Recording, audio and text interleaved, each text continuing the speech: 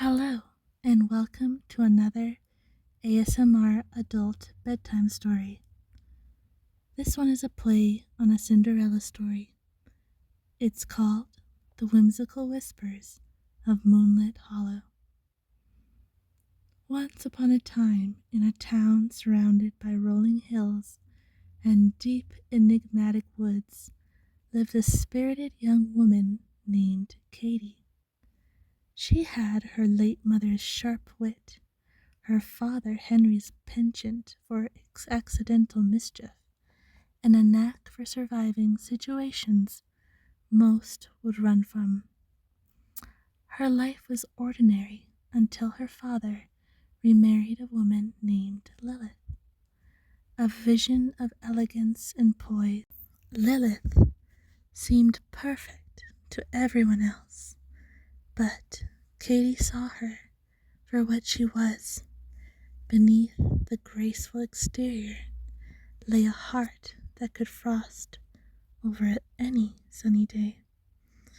"Oh, Katie," Lilith would sigh during their dinners, her voice laced with syrupy condensation. "You've such natural charm. It's almost refreshing. Almost."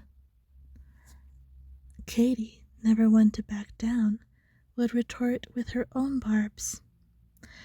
"Thank you, Lilith. You've mastered the art of looking busy while doing absolutely nothing. It's inspiring, really." Their relationship was, in a word, tense. Henry, oblivious as always, remained blissfully unaware, spending most of his days traveling for work and leaving Katie to endure Lilith's sly digs. One fateful evening, as twilight painted the sky in hues of amber and violet, Lilith summoned Katie to her study. The room was dimly lit, smelling of lavender and something metallic. On the desk sat an ornate mirror, its silver frame twisting into the shape of clawing vines. Lilith smiled, a tight, practiced expression that made Katie's stomach churn. "Katie, dearest, I have a small task for you." Katie leaned against the doorframe, arms crossed. "If it involves scrubbing floors or polishing your shoes, I'll have to pass." Lilith's laugh was like the tinkling of bells, though it sounded more menacing than merry. "Nothing so mundane, my dear. I require a rare flower that grows only in Moonlit Hollow, a necessary ingredient for my, what should I call it, beauty rituals." Katie raised an eyebrow. The same Moonlit Hollow where people claim to hear voices and see glowing eyes. "Oh, don't be so melodramatic," Lilith said with a wave of her hand. "It's just an overgrown forest. I'm sure a brave young woman like you will have no trouble." Katie sighed. "Fine, but if I don't make it back, please put 'victim of terrible parenting' on my gravestone." Moonlit Hollow was every bit as unsettling as the tale suggested. The gnarled trees twisted upwards like skeletal hands, and the air carried faint, whispering voices. Katie trudged through the undergrowth, holding a lantern aloft. "I swear," she muttered, "if I survive this, I'm petitioning for Lilith's exile, or at least a solid grounding." At last she found the flowers, a cluster of pale blossoms glowing faintly in the moonlight. They were beautiful, otherworldly even, and she reached for them. A voice interrupted her. "I wouldn't do that if I were you."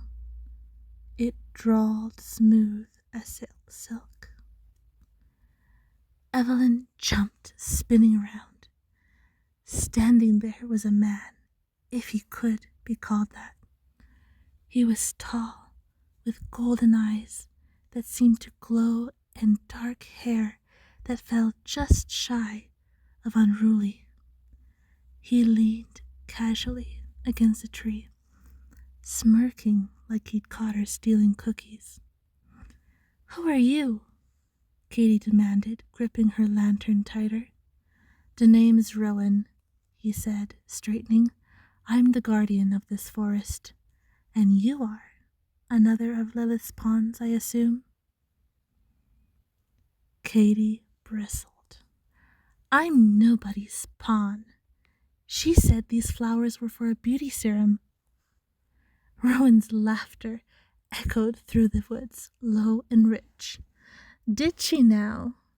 Those flowers aren't for serums. They're cursed. Touch 'em and you'd be bound to this forest forever. Which I'll admit would make my life more interesting." Katy groaned, slumping onto a nearby rock. "Of course. Why am I not surprised?"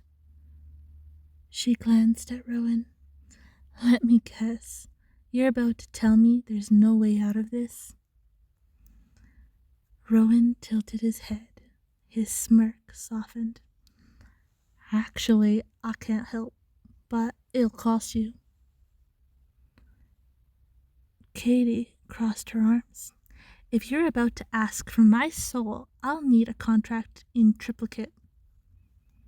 Rowan chuckled. "No need for the dramatics. I just need your word that you'll owe me a favor. Small, harmless. A chance to call in your unique charm."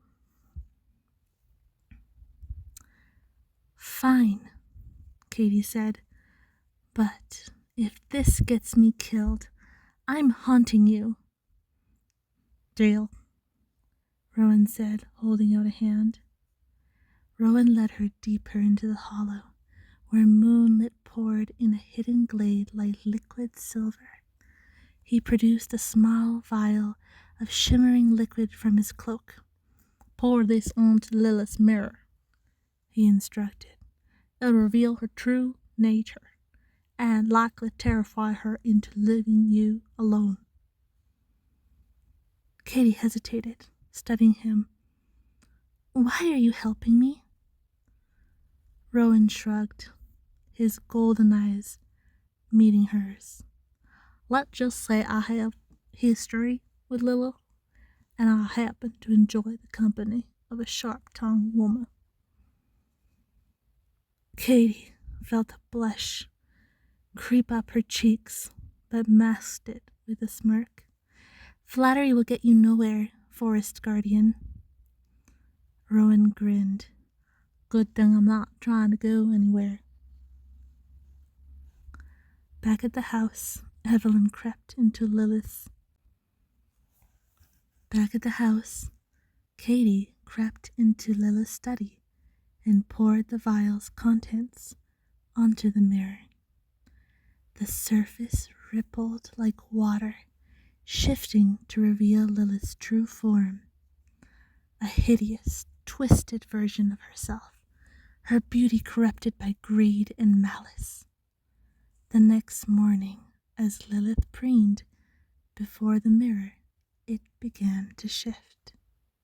She screamed, stumbling backwards, as her reflection revealed her true nature. Henry burst into the room. "Lillith, what's going on?" The mirror continued to expose her schemes, her manipulation, her lies, her plan to curse Katy. Henry, his face dark with anger, ordered her to leave immediately. Lillith, still shrieking, fled the house, her expensive skirt snagging on the bushes as she disappeared into the woods. A week later, Katie returned to Moonlit Hollow, lantern in hand. "You're back," Rowan said, appearing from the shadows. "Well, somebody has to keep you entertained," Katie quipped. Rowan stepped closer, his smirk giving way to something softer. "You know, you're the most fun I've had in decades." Katie laughed.